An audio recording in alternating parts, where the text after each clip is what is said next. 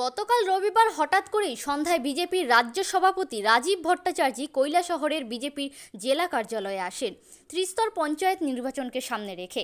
সাথে ছিলেন মন্ত্রী শ্রী টিঙ্কু রায়, বিধায়ক শ্রী ভগবান দাস, জেলা সভাপতি পবিত্র দেবনাথ, মণ্ডল সভাপতি শ্রী সিদ্ধার্থ দত্ত সহ আরও অনেকেই। মূল বিষয় ছিল গৌরনগর ব্লকের অধীনে যে 20টি পঞ্চায়েত আছে ওই সব পঞ্চায়েতগুলির পোলিং এজেন্টদের নিয়ে এক সাংগঠনিক সভা ও নির্বাচনী কলা কৌশল ঠিক করা।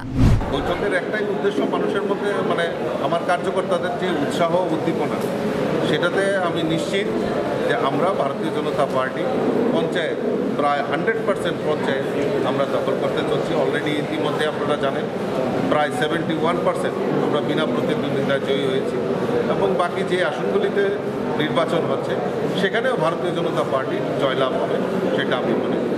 আমরা আশা করছি যে 8 তারিখ যে ভোটটা হবে সেটা ভারতীয় জনতা পার্টির পক্ষে ভোট হবে।